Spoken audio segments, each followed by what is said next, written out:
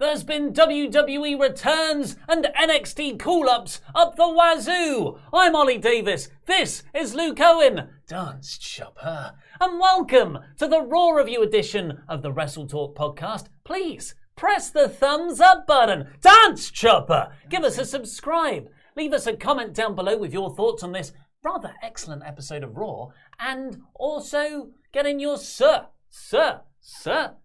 chats, because we'll be getting to those throughout the show. You go now? Dance Chopper. Dance Chopper. Dance. Oh, look at the dance. Press the thumbs up button, folks. Thumbs up, folks. So, you may now go. Thank you, Chopper. That was some good dancing, Chopper. Give us a thumbs up. Thank you to Regan, who said he's already thumbs up. Thanks, Chops. Didn't tell you to stop dancing. Just told you to go. You keep dancing now, boy. It got very sexy. Why is he taking his trousers off? That's not the thumbs up I was after. You just stand there and dance off camera so we can watch you. Thank you. Right, so, what an episode of Raw! This was a great episode of Raw. 2 extremely good back-to-back episodes of Raw, because last week's was excellent as well. I gave it 5 out of 5. And the Royal Rumble happened the night before that. I'm going to lay my cards down on the table. I gave this a 4 out of 5. But a very high 4 out of 5, because I just thought this was an excellent all-round show. Fantastic crowd, but it was missing that memorable all-time killer angle, like last week's Orton Edge thing, to level it up to a 5 out of 5 for me. But we had Lana versus Liv Morgan, part 2. The Revenge. Part duh. Let's get into that, because our main topic, the opening conversation piece, is all these, well, 1 return and, was it 2 NXT call-ups? Well, overall? Yeah. Not call-ups, but you know what I mean. Yeah, so I think the Angel Garza one is a call-up. Certainly it's a main roster debut. Obviously, Rhea Ripley had been on the main roster in the lead-up to Survivor Series. Sure. But this was really like her... This felt more of a bigger deal than her coming up as a random group of 5 and even though she was heavily featured in the Survivor Series build-up, this felt way more big time. Well, it's essentially a WrestleMania match. Yeah. They're building. This is the voyage to WrestleMania right now, and boy howdy am I in, as I believe most of WWE's creative team are as well. Yeah. This is the creative team. Creative. This is the best Raw has been booking wise for ages. And I think this is what I imagined when Paul Heyman got control. Mm-hmm. I thought this was the show we were going to get, but we haven't. We've kind of had just loads of squash matches and storylines stalling. But now it feels like everything's finally fallen into place. Yeah, we are sort of firing on all cylinders at the moment. And it's very welcome, because SmackDown has been the same show for the past 4 months. Like, it's a very welcome change of pace to have a show that feels like it's moving forward with itself, as opposed to Bruce Pritchard writing the same show and presenting it to Vince like it's a new idea, and Vince thinking it's all new. Yeah. So the first return we're going to go through, or, well, the only return, but as part of all the call-ups, whatever they are, is off of this Lana versus Liv Morgan match. It's a rematch from last week. It's so important. Liv Morgan got Lana's Titantron when she came out. And they once again wrestled absolutely crickets, because this storyline is going nowhere. Where's Rusev? Well, he was in the Royal Rumble. He wasn't. Him and Lashley were taken out of the Rumble. Oh, yeah. I'm getting it confused with Blompierre's fantasy booking. You're right. It was the week before the go-home show. He hasn't been seen since the mixed tag match. Maybe he's finally leaving. And Lashley was on this show, but there was no mention of Rusev in his storyline. And Phillips even called this the feud that keeps on going. And I was like, yeah, you're not wrong there, Todd. You're not wrong there. Well, it seems it might transition into something new now, or the same thing through a proxy, because Lana isn't the greatest wrestler. Liv Morgan's pretty good. Liv Morgan squashes her in under a minute, really, and then Ruby Riot's music hits. She's been out since May with injury. I think it was something with her knee. Yeah. She comes down. Perhaps. I missed her. Oh, I really like Ruby Riot. She looks great. Crowd were massively into her as well, making a return. She's got a really distinct look. She comes down to shake hands with her former Riot Squad buddy. Yep. We all know what's coming. How about we get back rated RKO? Yep. Nah, boof. It was a bit, I think it's a bit clumsy to do this so close to the main event angle of last week's show, where Randy Orton effectively did the same thing on Edge in a just infinitely superior way. Yeah. So this just did come off a bit second fiddle. And do I want to see Ruby versus Liv?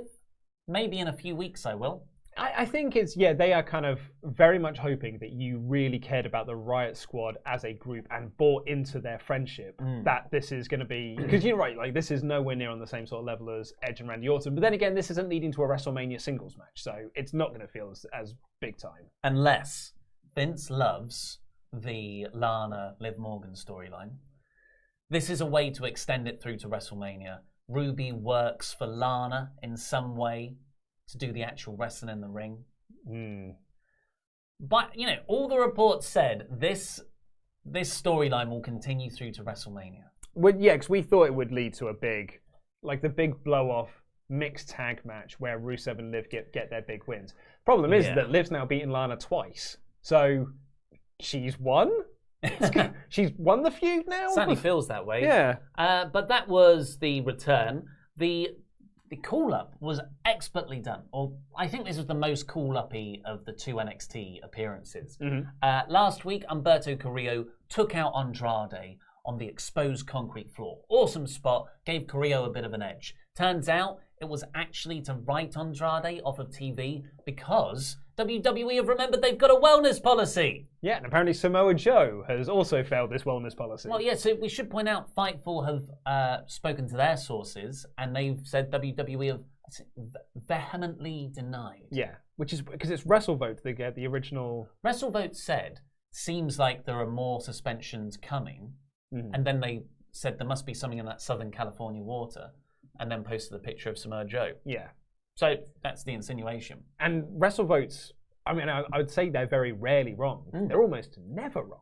Yeah. Like their reporting is very on point. And same with Fightful. I was going to say the same as Sean Ross Sapp, so it's a very interesting story. But Andrade was written off, so we need someone else to feud with Carrillo, apparently. And it's still going to be Zelina Vega managing them. And in a stroke of genius, they've called up Angel Garza, former NXT Cruiserweight Champion Angel Garza, of just only a few months ago. He only lost that relatively recently. And he is... It was actually like literally like a week ago. Oh, was it Worlds Collide? Worlds Collide, Oh, right then. And he he is Carrillo's real-life cousin. And I checked that online because I was like, no way, that's too perfect. But it's true. Yeah, it's crazy, man. What a story. And...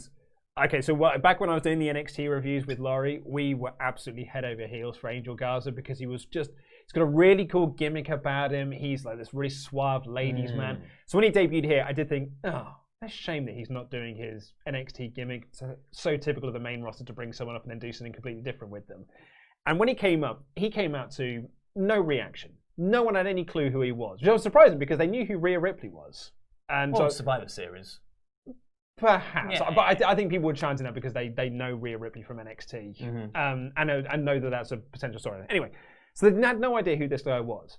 But Angel Garza is so good that in 2 segments made himself an absolute star on Raw and felt like a big deal. Yeah. And he's just fantastic. He's getting a bigger reaction now than pretty much all of the 2019 NXT call-ups, and they've been on the main roster for a year. Yeah, he's got something, hasn't he? There was a bit right at the start, he was just doing generic heel swagger.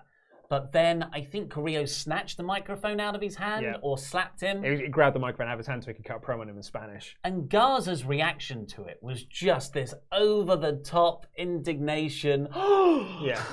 It was brilliant. It stopped them getting the what treatment. Yes. Because both him and Vega were getting the what treatment. But as soon as Carrillo sort of stepped in and Garza's reaction to it and then the beatdown afterwards, crowd stopped doing that. And he got genuine heat for the beatdown. And then when Ray came out to make the save and he started wrestling with Ray, just great reactions throughout. And he just got genuine heel heat because he was beating up the beloved babyface Rey Mysterio and acting like a total dick throughout. Yeah. It was wonderful stuff. Yeah, it was a really good way to book him strongly in his debut because great match. Like you said, really got a very hot crowd into it. Yep. And rather than have him pin Ray, which I think would have been too much. Oh, no, I disagree with that. You could have done it, but you know, it is a delicate balance to give people wins straight out the gate. It's not as easy as that, I don't But think. it is with Vega interference. Yeah. Or have Rey Mysterio win in, clean. That's the worst. That would be the worst idea, yeah. But they took a different tact, which I think is far better than either, because it gives so much more heat behind the angle. And it does play into this weeks of exposed concrete floor injury spots. He hit it was just a normal DDT, wasn't it? No, they did say it was the hammerlock DDT. Oh, okay, it was the hammerlock DDT on Rey onto the exposed concrete. And the referee was like, that counts as a foreign object. Well, yeah, it was a DQ. Yeah. So he DQ'd the match. I swear I've seen the exposed concrete Let's not not ask about continuity. I will, however, ask, where the F word was Carrillo? Well, he'd been beaten down and he was being looked at by medical... Come on. He had... So about 25 minutes beforehand, he had one wing clipper. Yeah. Garza's finishing move done on him. Dude, it's devastating. Is it? Well, apparently so, because Carrillo couldn't come down to make the save. It's a great looking move. I like the look of it. But I was a bit like, especially because Rey had run down to sort of save Carrillo from having that fate. That just... It was bad booking for Carrillo. Well, I think they should have put over more why he wasn't there. It's that's Carrillo's gimmick. Yeah, he's a bad babyface, and it's poorly booked. To be honest, I didn't really consider it because I thought he'd already been taken out earlier, so it didn't really come up as a concern for me. If it was like a proper exposed concrete or a steel chair thing, I wouldn't be asking these questions. But it was just one guy's finisher in the ring about half an hour ago. Well, now we know that that's the most protected move in WWE. Judas elbow and then the wing clipper. And also only lucha people can fight with lucha people. Oh, yeah, completely. I did think that when I was like, yeah, it's just lucha people fighting over that US title. The Latino division. Yeah. Is that an ironic statement? Yeah.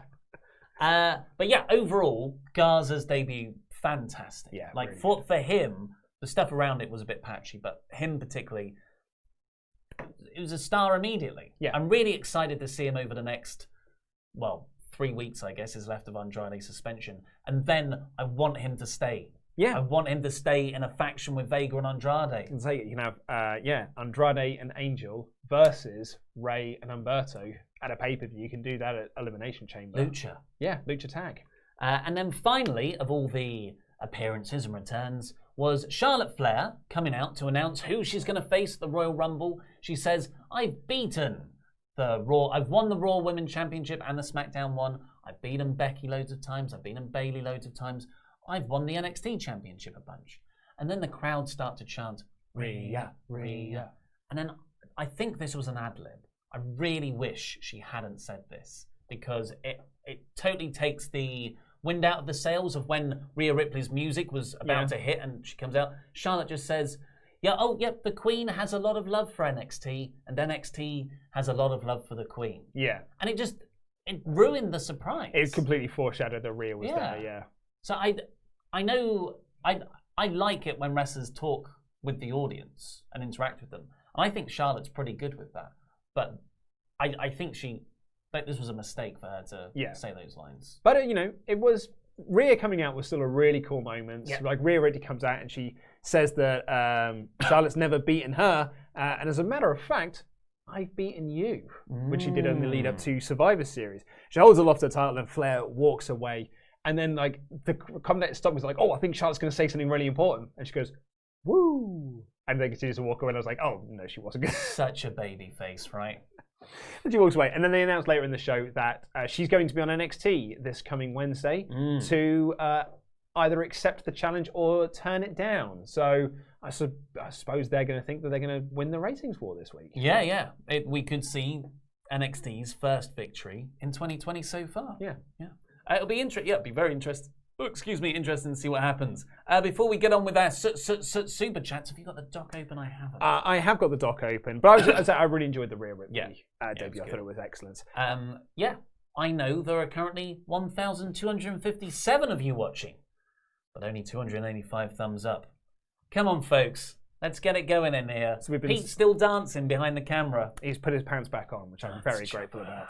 And apparently, Like Spike is trademarked to some other channel that I've never heard of. So we're going to come up with our own gimmick for this. It's called a Thumbs Up Party. A Thumbs Up Party. There you go. It's got a name. It's got a name. Let's get on with some super chats before we get in with the rest of the review. So this comes in from Anton, who says, is there a Hispanic division where they only face each other every week? Also, Kevin Dunn missed the camera shot of Angel ripping his pants off. I'm furious. Yeah, they were suddenly just on Ray's face, weren't they? Yes, that's his gimmick, is that he wears long pants and then reveals he's actually wearing trunks underneath. What a heel. It's a good gimmick, isn't it? So good. Ha-ha! Full Monty. Kevin says, I don't see anyone talk about this where... I don't see anyone talk about this. Where was the focal point of Raw? Where was Rowan and his pet cage? Seriously, is this story dropped? Yeah, so he did have it at the Royal Rumble. He did have a squash match last week. Yeah, I don't think it's dropped. It's just 1 week where he wasn't on there on an already very packed show. Yeah. I did not end this episode thinking, I have felt cheated by not having Rowan's cage that goes nowhere. Yeah. Spark says, Asuka beats Becky next week to shock interference by Ronda Rousey. Would separate Becky from the belt and allow Asuka to feud with Kairi Sane for the title, while Ronda versus Lynch would right itself without the belt. Yeah, I think that's quite muddled. I don't think I want to see Asuka versus Sane. Well, I do, but not right now. They haven't foreshadowed that story in the slightest. Also, who's going to take the titles off them? Yeah, they're still the tag champs. No, I don't like that, I'm afraid. Oh, I'll tell you who could win it. Ruby and Liv. Ooh. But they're feuding. Sorry. Lana and Ruby. Thank you very much. They are interchangeable. WrestleTalk Miscellaneous. Gazzatola of Rock and Roller will miss this live show, so have a super chat by way of an apology. Going to see The Who on Saturday. Are you guys doing anything fun this weekend? I like how this is just a casual chat, not a Raw review now. Thanks, Gaz. I'm doing housework this weekend because we're looking to put our house on the market. So we are finishing up some bits and pieces that have been sitting there for 5 years that have just not been done. So there's some painting jobs that I've got to actually do now. I haven't got any plans. Quite looking forward to it. Yeah. It's been a busy couple of weeks. And Venom Kitsetsu will do this one for the last one. Awesome dance, Chopper. Day drinking with the boys. Chopper isn't drinking. He's dancing right there. Keep dancing, Chopper. Right, so should we get into the main review itself? Yes, 1,300 of you watching, only 452 likes. Come on, get them in. So, this was an interesting episode because Salt Lake City, where this episode of Raw was held, apparently hasn't had a WWE show for 10 plus years. Wow. So they are gagging for it. They're gagging for the E, not the D, for the E. And it's snowy outside. Very snowy. Very snowy. The governor apparently was going to start shutting roads. It was that, not Cody roads, but actual roads that you drive on. They kept showing clips of it throughout the episode. It was very snowy. It was super snowy. Super snowy out there. But the fine wrestling fans of Salt Lake City, they got themselves to the arena and they packed it out. Well, there was reports before the show they were going to close the show. They weren't going to do it at all. Raw would have missed its first episode. I think it's the first episode it ever would have missed. Well, no, there was that episode where they the Benoit one, I suppose. There was the Roman Reigns one. Do you remember where they had to kind of do it from? It was recently. It was 2015 or 16. Yeah. Yeah, I suppose they would have just played a clip show as opposed to being a completely because the Benoit one was a complete clip show as well after he died. Murder-suicide. And so there were reports that they were going to cancel the show, but then WWE said, no, we're going to do it. And the reports were that WWE are moving ahead with this, even though they're expecting a really low number of turnout. So when this show started, and it showed this packed arena, I was like, that is dedication. Yeah. There are roads that are not working. And they kept showing these crashed cars and this devastated place by snow. Schools have been shut down for the first time in 10 years. And yet, these people worked their asses off to get into this building and then were loud all night long.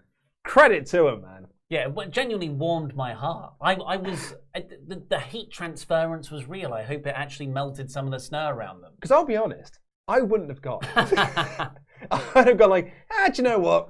It's actually, I don't think I could have been bothered to go anyway. It's a Raw taping. Yeah.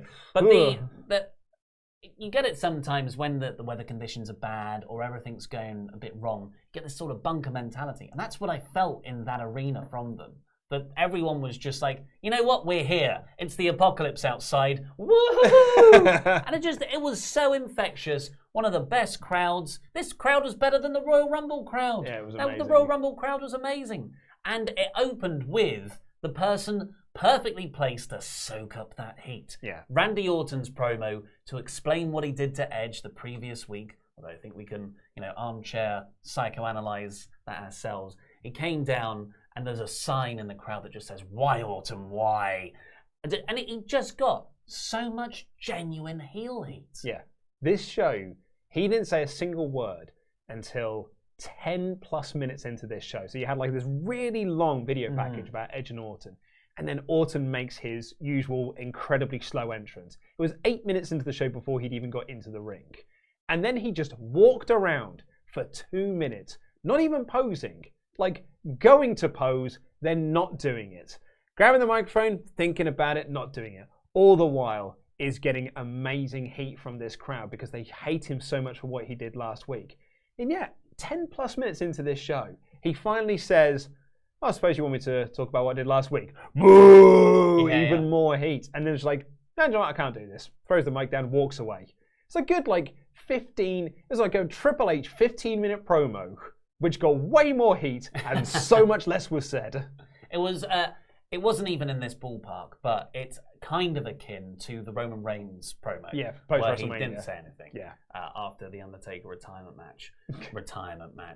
The interesting thing was, to me, was that he was not so much delaying to get heel heat, although that was totally the shoot reason for it. But in a kayfabe world, he was struggling. He was seemingly showing remorse over what he'd done. Mm-hmm. He was, when he grabbed the microphone to speak or when he hovered on the second turnbuckle to pose, it was like he was thinking, whatever those voices usually say to him, should I have done that? Yeah. And it's a really interesting, it's captivating. I think it's fantastic. Well, his cadence when he was, I can't even say cutting a promo, when he was saying the few words that he had, were not like, "You want to know why I did what I did last week." It was like, I suppose I owe you all a reason as to why I did what I did. It really, there was like, he is almost going in two different directions. You're right, it's captivating. It's a really, really solid performance. It's not like he grabbed the microphone and was like, "You people, you made me do this." It's way more nuanced than that. It's really, really great stuff. Yeah, Randy Orton, we all forgot it for quite a while. He's incredible, and this shows us why, when he's motivated. Then we got the Lana Liv Morgan match. We've spoken about that and Ruby Riot's return. Then we got Mojo Rawley out there, Mojo Jojo Rawley, with Riddick Moss. Yep. And he is facing Drew McIntyre. Brittany was like, was there no Eric Young or No Way Jose that he could have beaten? Well, this is good. I thought this was perfectly fine. Drew comes out, he cuts this amazing promo. It was so good. This was just, it's not Cody Rhodes, you're just a chapter in mine. Yeah. It's not CM Punk pipe bomb. It is just such a genuine, affable connection with the crowd that he's got here. Because he opened the promo saying, "Just before I start, thank you all so much for braving that storm and getting here. Well done, you." What baby face. And it came off but I believe him. People talk about him. I know people who know him very well. And they all say the same thing. He's a lovely guy. And it just oozes off the screen how pleasant he is. Yeah, and he got a superstar reaction when he came out. He was quite easily the most over person on this show. By a country mile, he was the most over person on this show. Yeah. And he just soaked all that up when he was cutting this promo, and it just made him even more over. And, he talks about how that he's going to go to WrestleMania and he's going to beat the Beast and he is going to win the WWE Championship. Oh, Mojo, sorry, I forgot you were here. Well, I'm just going to claymore you in the face, all right? Just so you know, in 3 seconds' time, I'm going to kick you in the face and I'm going to win. Yeah, it was brilliant. And that's exactly what he did. Like a babyface should. He makes promises and then delivers on them. Yeah. Fantastic. No complaints. I like how he said that Brock Lesnar is apprehensive of the sexy Scotsman. Look at my sexy body. He's just somehow being serious and merging comedy so fluently together. Yeah. It's terrific. Do you think the Mojo thing was, I mean, this is like wild because I was thinking like, why did you pick Mojo to put out there? Because you've just started this partnership with Riddick Moss. It's not even like this led into any 24/7 shenanigans. It was just you had a champion out there and you beat him when your gimmick at the moment is he's this champion that can't. He's a decent champion for the first time in 24/7 history. So it's just very weird to beat him. And I thought, I wonder if it's because of the NFL. Yeah. And because XFL starting this week, and they're like, well, the NFL's rubbish, so. Let's make fun of it. It could be that, or it could just be Super Bowl. He was at the Gronk's thing, so it's just a way to talk about, hey, Super Bowl tie-in, Yeah. Then we got a 6-man tag elimination match between Buddy Murphy and AOP, repping Seth's Messiah faction. These disciples. Buddy awesomely had the same Seth merch on as Seth. Yeah, he's wearing Seth's merch, which is such a lovely move. Because AOP aren't doing it. It'd be too much if they were all doing it. But Buddy's the only one. I think it's just lovely that Buddy's doing it. And they had a match against Kevin Owens and the Viking Raiders because Samoa Joe sacrificed himself. He did, yeah. According to Tom Phillips on commentary. You can't say he got a concussion. You can't even say he got a head injury. Or that he's suspended. Yeah. Well, if that one's true. We don't know on that one. So it was they awkwardly danced around why Samoa Joe is no longer in this storyline. Yep. But the actual match itself played off of what spontaneously happened last week. Joe got an injury and he had to be taken out of the match, and Kevin Owens improvised a underdog comeback match, which he ultimately lost, against Murphy and Seth Rollins. Yeah, 2-on-1. Incredible piece of just on-the-fly changing of a script. It was absolutely seamless. We were all surprised that wasn't the plan. That's how good it was. And that's what they played off here. AOP and Buddy Murphy sort of took out Ivar.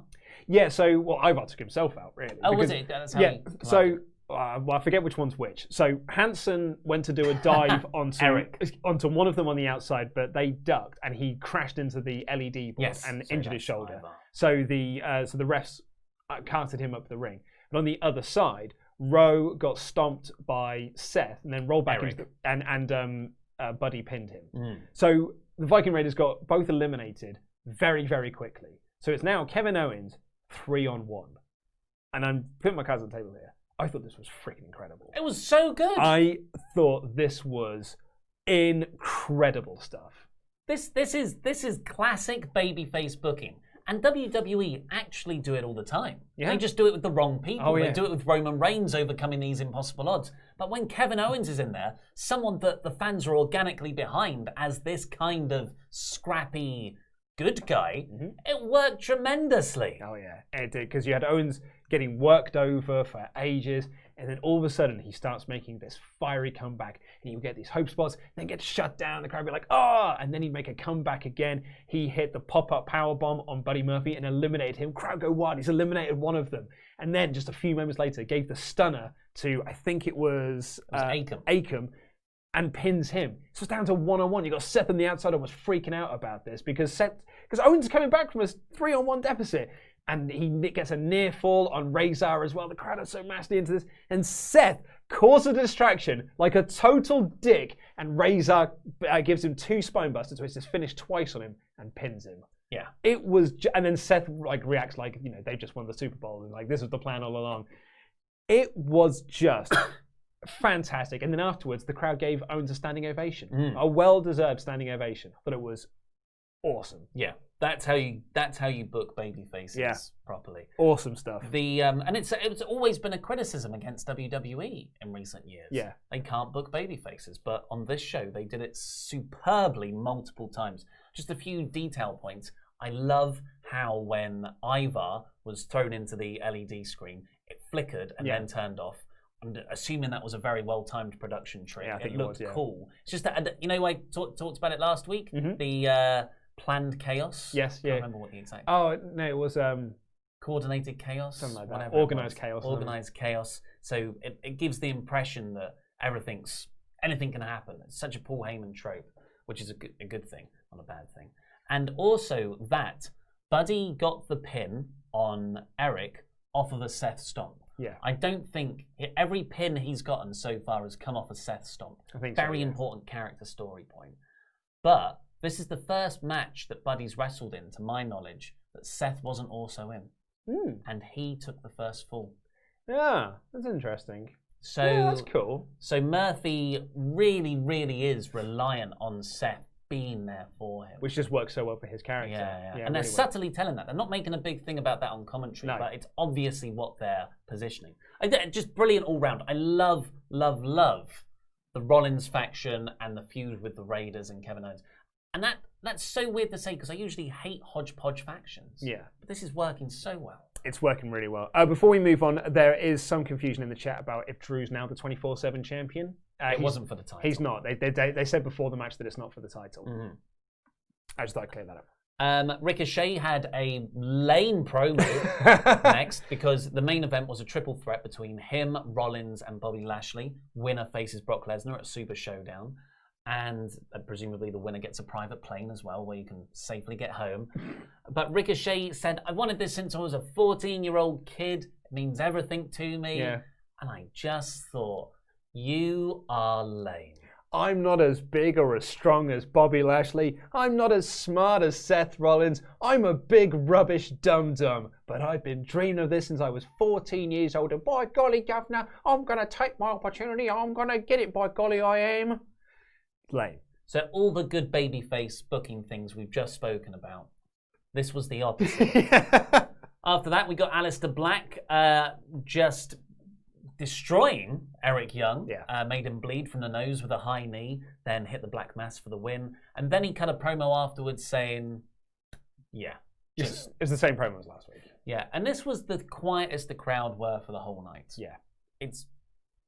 Weirdly, all that momentum he had off of winning the Murphy feud has done nothing for him. I mean, you say the Murphy feud, but going back to the Cesaro match that he had like the middle of last year, which should have been like the real start of Alistair Black gaining some momentum, which is completely squandered because they didn't put him on TV for, like a couple of weeks afterwards. I think he might have been injured or something. And then it's just, we've not seen hard a hair of him. Won, 3 of these Buddy Murphy matches. Buddy Murphy's gone on into this sort of main event storyline. And here's Alistair Black doing absolutely diddly squat. He needs a storyline. Yeah. But, up until... Well, we've been saying that since he debuted a year ago. Well, up until 10 days before the Rumble, it was between him and Drew over who should eliminate Brock Lesnar. Yeah. So maybe they were like, well, let's not make any proper decisions until we've made that decision. They go with Drew, and Black's the odd man out, and he's floundering. Yeah. It's a real shame because he's, absolutely incredible. We got the Carrillo, Rey Mysterio, Garza stuff after that. Then the Charlotte Flair promo where Rhea Ripley came out. And then we got a Bobby Lashley promo where he spoke about the match tonight too. And that was the first time I thought, Lashley's going to win. It's going to be Lashley versus Lesnar. I did feel like Lashley versus Lesnar at a Super Showdown in particular. That feels like a Saudi matchup. Yeah.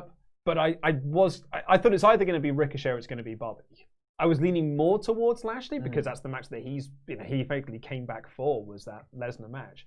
And as I said, it's got Saudi event written all over it. But then I thought, I was like, maybe they are going to save it for a bigger show. Potentially. But granted, realistically, there are no bigger shows than the Saudi shows in terms of money-wise.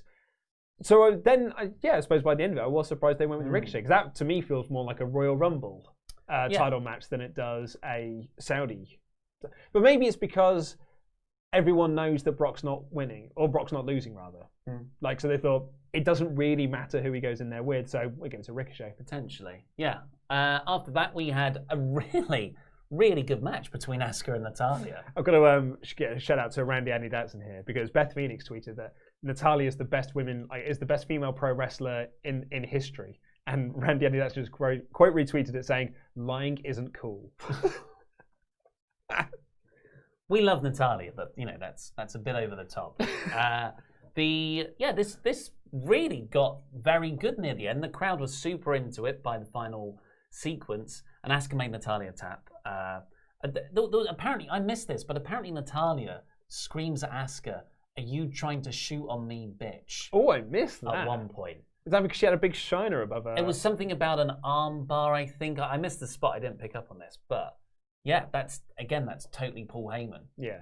Go out there and say it's real. Yeah. Don't do it like Vince Russo does. That was like he went against the script. Yeah, there's ways to do it and not make it bad. Now, then Asuka, after winning, called down Becky Lynch. Yeah, she wants a rematch. Perfectly fine. She's the heel, she lost. I want another go. Becky Lynch comes down wearing the gangster meme glasses, which I found quite funny. I thought it made her look like a complete prick, but perhaps... It was on the line, wasn't it? Yeah. This is the first time that I've not liked Becky Lynch in about 10 years. And it was all down to those sunglasses. Because when she came out wearing them, I was like, nope, I think you look like a complete knob. Well, I think if the content of the promo was good, I would have liked it more. I did get a kick out of the glasses. But she goes to Asuka and says, "Oh, so why are you challenging me again after ducking me for a year?"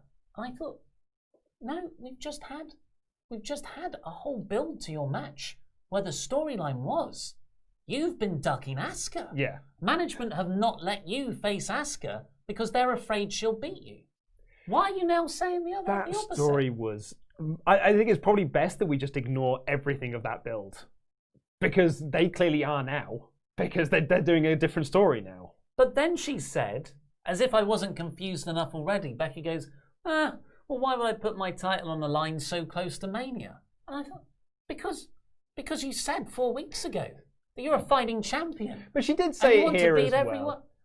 I actually didn't hate the promo as much as you did. Because it was... I thought it was completely muddled character. The character is muddled with all the build for that Royal Rumble thing. But as I said, I feel like this was a wiping the slate clean. Like last week felt like we were wiping the slate clean with, all of it. Because last week she did say, I had some doubts about myself, but it turns out I am the greatest of all time. So I don't need to be afraid of anyone. So at least this promo here is consistent with the promo that she did last week, which is now like clean slate. Let's forget all that terrible build we did for her during the Asuka Royal Rumble match. Let's start afresh. And then she comes out and she goes like, why would I put my title on the line against you? Oh yeah, it's because I love fighting and I love putting my title on the line. Should I do it against you who took me to the limit? Actually, yeah, because I would like to fight you again and like to beat you up again. So I actually quite like the promo. Just get rid of the sunglasses. It makes you look like a complete knob. And the main event, oh yeah, they accepted it's going to happen on Raw next week. Yeah, it's Rhea next week. Not Super Show now. And the main event was Seth Rollins versus Bobby Lashley versus Ricochet in an excellently booked TV match. So good. So much fun. It ties into everything else on the show. It was built up very effectively throughout the night. Seth Rollins had a promo before the match got underway that was just yum, yum, yum, yum, yum. There was one slight issue I had with the promo though. And it's not Seth's fault. And I'm also going to say it's the crowd's fault either. I'm going to say it's the scripted nature of the show's fault. Where he comes out and he's just like, I'm going to dethrone Brock again. And the crowd, a portion of the crowd cheered this. A audible portion of the crowd cheered this because they don't want to see Brock as champion. But then Seth has to go, well, last year when I said that, you all gave me a very different reaction. You all cheered me last time. I was like, they just cheered you then, dickheads. But it's the problem with the scripted mentality. They were expecting a reaction. They didn't get that reaction, but they have to pretend that they did get that reaction. Yeah, that is a flaw. But the idea behind it was very good. He said, and I love this choice of words, you crucified me. Yeah. Because you all turned on me last year, and now here I am. I'm doing the exact same stuff, and now you're booing me. Yeah. Well, you're meant to be booing me. The idea of crucifying, and that he kept on going how proud he is of himself now. I'm going to go brilliant. I'm going to go down in history as the man who saved this industry. That's a killer line right there. That's really good. And then this match was excellent. Yeah. It's such a good size dynamic. They look like sort of Russian doll size. Bobby Lashley is the super heavyweight. Then you had Rollins as the heavyweight. And just Ricochet as the man who zips around everyone. So you've got 3 different styles to play with in this 3-way. And they did so really effectively. Add on the whole chunk of Messiah versus Kevin Owens brawling outside. I think Buddy Murphy came in to push Ricochet off. Yeah, and then AOP ran down because there's no DQ in a triple threat match, and which makes complete logical sense as to why they would run down. I've thought about that mailbag question we got in on Friday, which was like, why does everyone ask when baby faces don't come out to save other baby faces? And you look at this and you're like, well, it would have felt weird if AOP and Buddy Murphy hadn't run down to help Seth. Yeah. So it is storyline dependent. And it made complete sense that they came down. It was wicked that they did because you got more Kevin Owens coming down and Row of the Viking Raiders to come in and make the save. And they all brawl away. So that now eliminates them from this match. So we can just go back to focusing on the three in the ring. There was a really, really well-placed interference spot that had a great payoff and put more emphasis on the match. And I just thought it was great. Yeah, and then they had a really good sequence in the end. The way Lashley is wrestling in this match, I'm thinking this is the best he's been booked in the whole 2 years or whatever it is since his WWE return. Not the smile? He's been stupidly smiling babyface with sisters, Leo Rush pointing at his bum. I forgot about the pointing at the bum. Marrying Lana. And you've had those three equally terrible gimmicks. Well, the Leo Rush one worked, but it was rubbish at the end of the day. You've had those three terrible gimmicks in the space of 2 years when we know what works with you.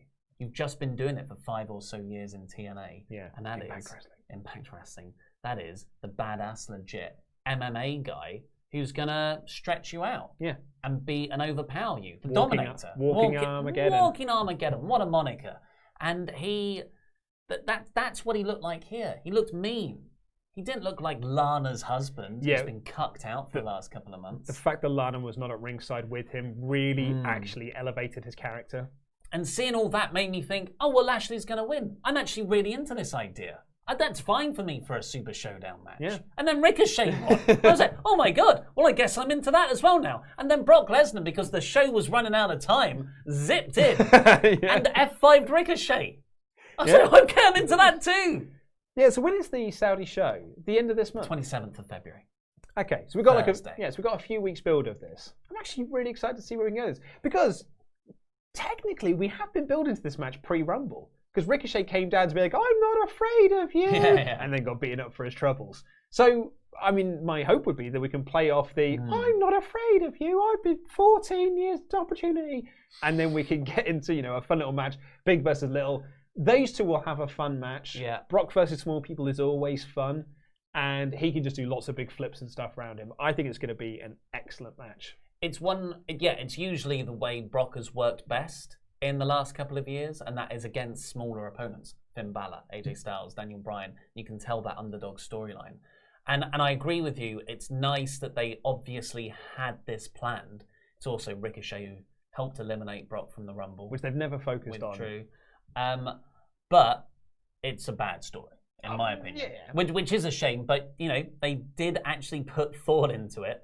I just wish they had made Ricochet look genuinely cool as opposed to supremely lame. I was going to say, don't have Ricochet cut promos. And it's like, this is his gimmick now, because I'm pretty sure he said these words when he faced Brock last time, which is, I am not this, I am not this, I'm not big, I'm not strong, I'm not good, I'm not great.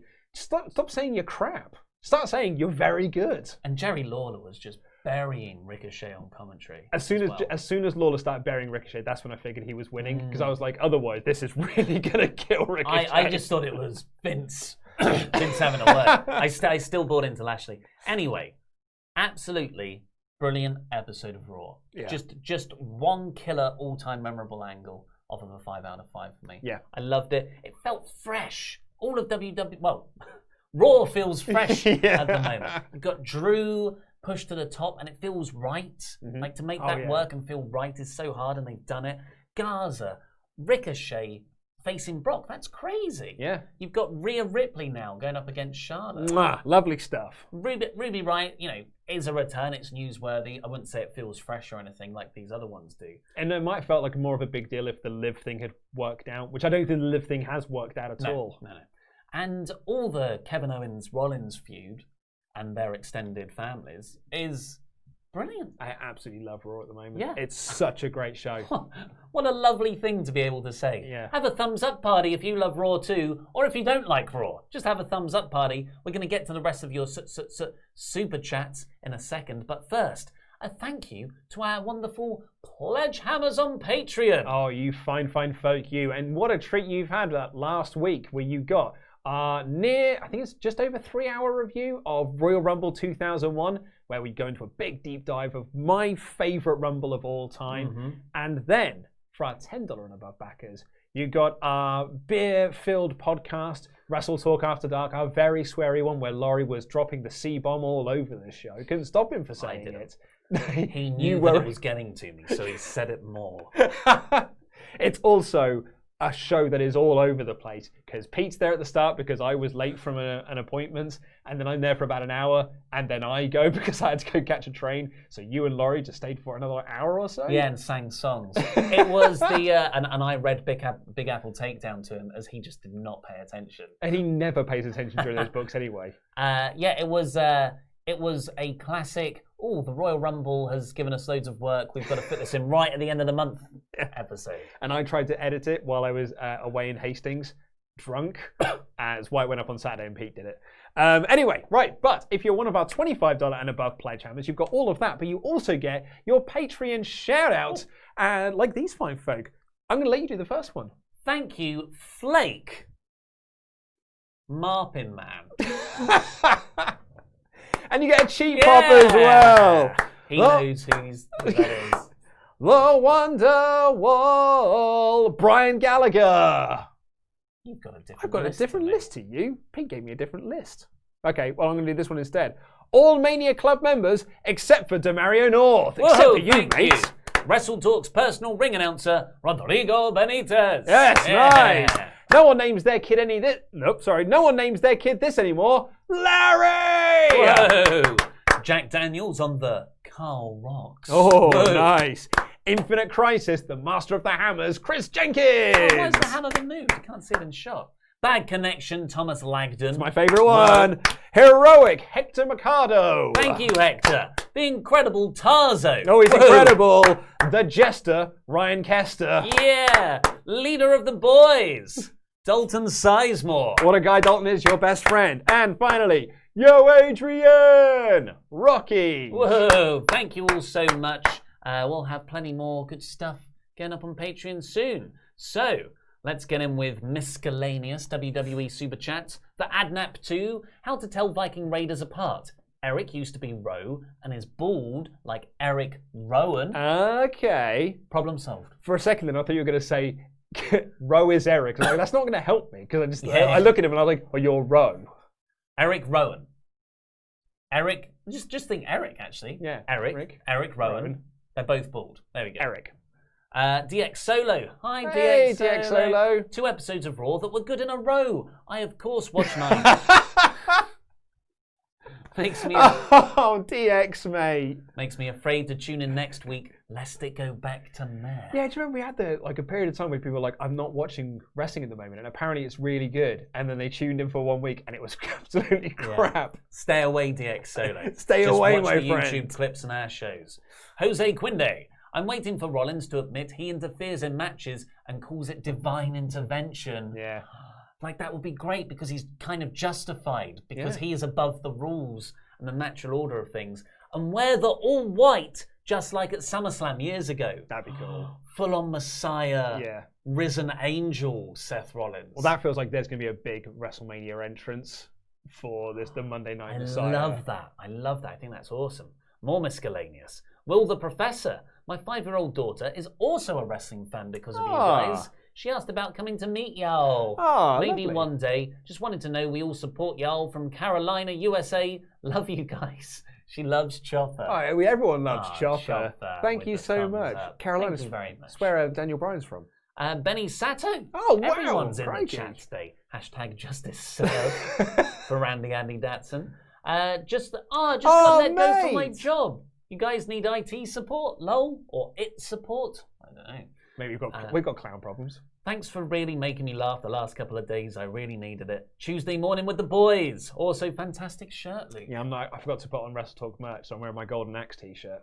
Nice. Oh, that's a shame, Benny Sato. Yeah, sorry to hear that, mate. Hopefully everything's okay. You're a talented fella. Yeah, you'll be all right. You're a fantastic guy, yeah. Just show them your Daniel Bryan Heavyweight Championship. This is fantastic chat. Because next up from Just a Two-Ball Guy. I haven't heard from Just a Two-Ball Guy in a while. Thumbs up party! Also, shout out to the new episode of Under Consultation. It should have been Penta. Yeah. And the Bays should have won the Rumble. Bays are, of course, You get a free plug. Someone's brought it up. Yeah, well, thank you very much. Under Consultation is my podcast that I do outside of work, reviewing old episodes, or every episode, of classic UK video game show Games Master from the early 90s. Thank you very much for listening. Do you want to finish off the rest? I will do. At Under Console Pod to find out more information on it. So it's a great show. I'm very much enjoying doing it. Anyway, Jobber JJ says Orange Cassidy versus Minoru Suzuki. Eggplant emoji. You seen this? So I wasn't online a lot yesterday. I was actually trying to recover from the emotional roller coaster of watching the Good Place finale and I haven't seen it yet. And I've finished watching Sex Education season 2, which was just fantastic television.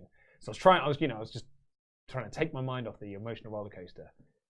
But I was sent on a completely different emotional roller coaster by seeing the announcement of Orange Cassidy versus Minoru Suzuki, a dream match that you and I booked when we were talking about the AEW New Japan relationship. Joey Janela watches confirmed.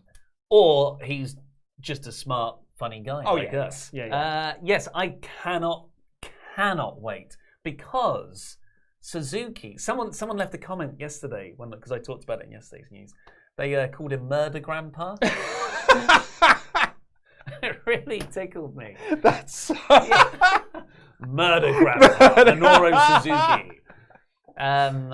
But yeah, he is a great comedy wrestler. When I've seen him live, apart from the New Japan shows, he has been comedy wrestling. He chases the referee around. His feud with Chris Roberts was one of the most over things in Rev Pro. He's just a great talent. He's so funny, and because he's so scary. And I saw a few people online who were like, well, this completely takes away from all the scariness of Minoru Suzuki. This is an embarrassment for Suzuki. And I'm like, okay, well, those people haven't seen the comedy side that he's done. And also, shout out to Felix, who posted up that gif of him fighting a kaiju for, I think it was for a commercial. He knows what he's doing. He knows exactly how to have this Orange Cassidy match. Yeah. And it's going to be incredible. Hands in pockets. Squares up to Suzuki. Yeah. Oh.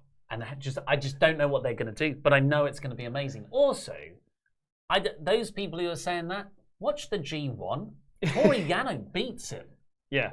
Tori Yano also beat Dean Malenko. I think it's going to be really, really... Cannot wait. I love Joey Janela's Spring Break anyway. Features one of my all-time favourite matches I've ever seen, which was Walter versus Sakamoto, which was just... or Daisuke, wasn't it? It was just it was incredible. Absolutely amazing. Oh no, it was the that was PCO, Evolve. It was PCO match. Was the Spring Break one. So good. Wilson Simon says, for fans of GM mode, get Modern Mania Wrestling on the App Store. Not sponsored. Just think the app deserves some love. Oh, okay, go and check it out. That sounds good. Hey, and on the subject of games, Joe Ray says, "Hey guys, been playing 2K20 again." So you're that person. Someone had to play it. I guess. Now the top streamer on Twitch for it.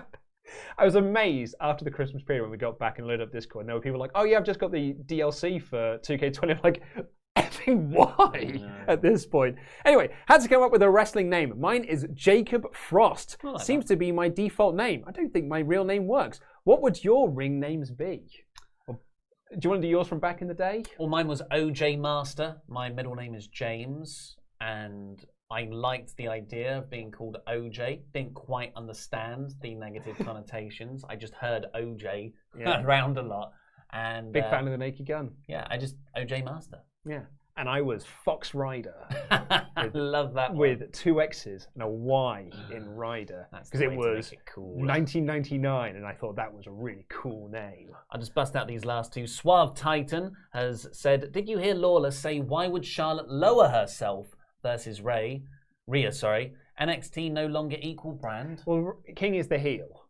So he's taking the sort of the heel's perspective of this, which is a step down. And, Todd Phillips and Byron Saxton were then saying that it's not a step down, it's actually her stepping up to the plate and putting over Rhea Ripley. So you need to have that, their heel say that so the baby faces can tell them why the heel is wrong. And Joe Libro, finally, WWE should do Ryder and Hawkins versus Orton first, then Christian, then Edge at WrestleMania. Build it up with Edge's friends first. I don't think we need Ryder and Hawkins in this. No. I think, Christian could work.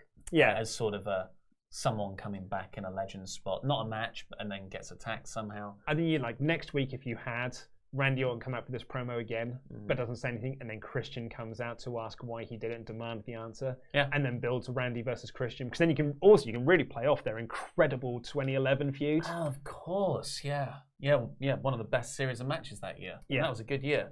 Well, thank you ever so much for everyone joining us here today. Thanks for all your super chats. Again, 729 thumbs up. 15,000 people watching right now. No, that's way too many. 1,500 people watching right now. And someone has just said, you guys are begging for likes now? What happened to YouTube? Well, we figured out the YouTube algorithm. The YouTube algorithm boosts up videos when they got a lot of thumbs up on them. What's wrong asking for you to press the thumbs up button?